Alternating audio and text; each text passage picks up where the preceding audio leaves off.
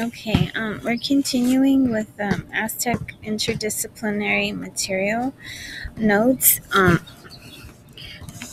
So we're going over the section we left off at the different kinds of writing.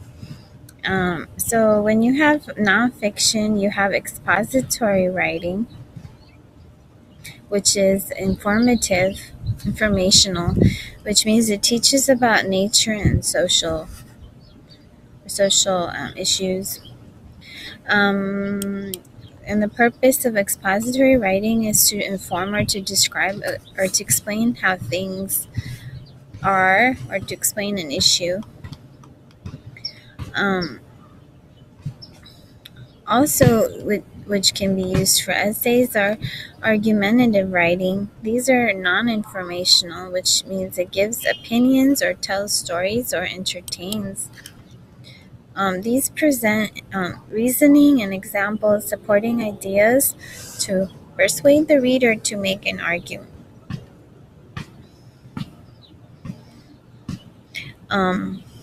So an example of this is editorials or opinion articles, book or film reviews, letters of recommendation, etc. So these are persuasive essays.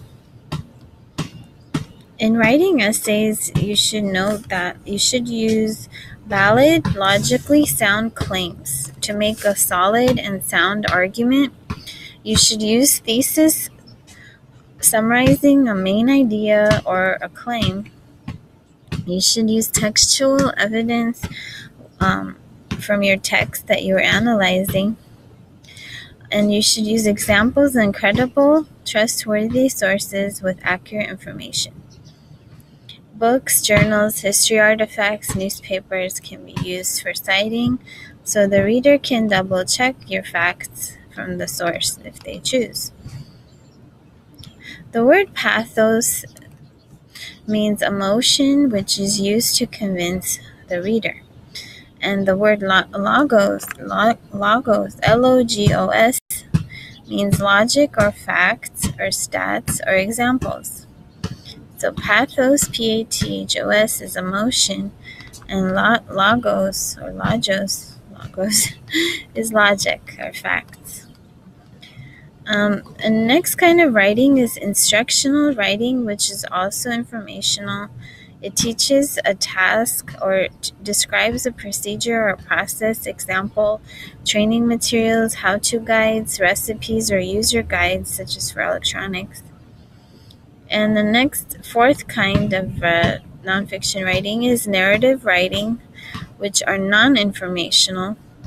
This describes an event or a series of events to tell a story. Example, autobiographies, memoirs, collection of memoirs from memories of from the author's life, correspondence, letters, or news articles, historical texts such as documents or books that explore historical events.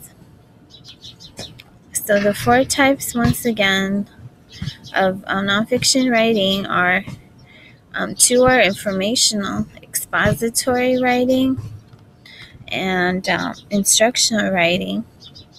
Except expository writing is used for essays, but not instructional writing.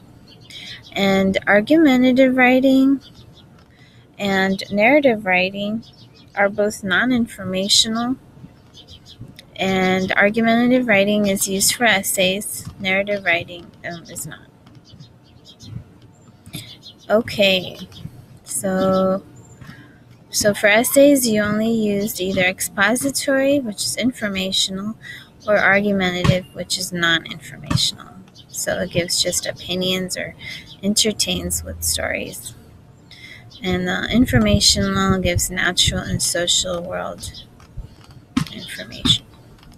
Text features are details we usually find in nonfiction writing, but and these are usually in part informational texts. Titles and headings, like you also find charts, graphs, or tables. Sometimes you find bullets, numberings, bold, italic, pictures with captions, vocabulary definitions, indexes, covering key concepts of book, maps, infographics. Table of contents is an outline of the parts of a book or a document, showing how the information is organized and listing the page numbers of each section or chapter of the text. The glossary is an alphabetical list of words and definitions specific to the book or the document. Glossary. Index is a list of the names, places, and subjects appearing in a book in alphabetical order with page numbers, so you can look up a topic. So table of contents, glossary, and index. Structures in informational text are description, which is a concept or an event explained through listing features. Words used are for example or for instance. For description. And then for problem and solution, you tell about a problem and the proposed solution. Keywords used are question, dilemma, answer, and solution for problem and solution. Then compare and contrast shows how ideas are alike or different. Keywords for this are same as, both, then, either, or, on the other hand. And then cause and effect shows how one event leads to another. Keywords so, because, since, and therefore. And then chronology or sequence describes events in order. Keywords first, second, then finally. And an argument presents an opinion and uses evidence or examples to convince the reader. Keywords surely, for instance, therefore, for certain,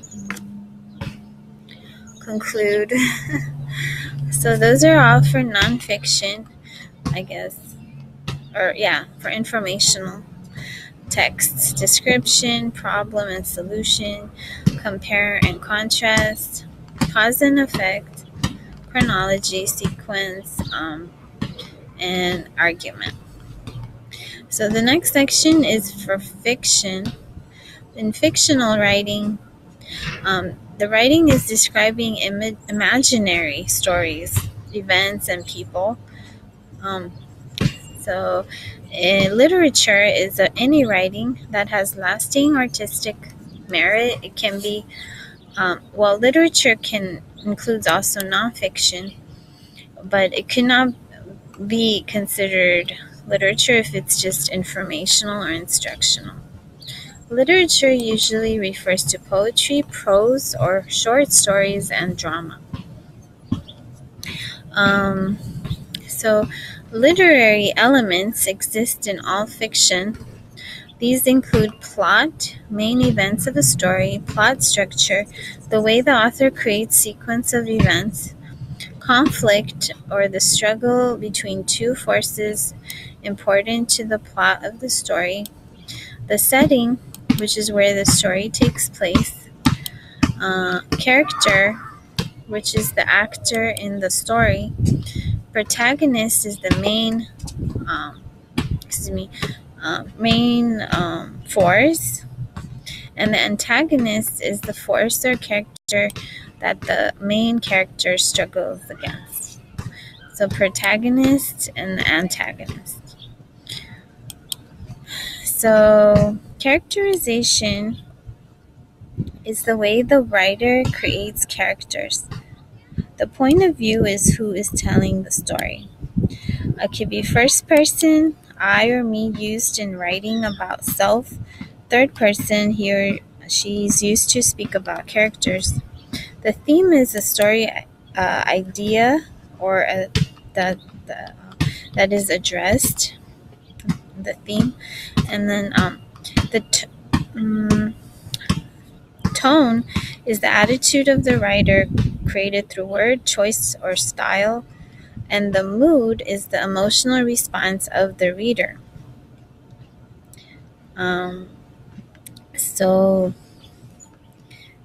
This is in response to the tone. We'll continue in the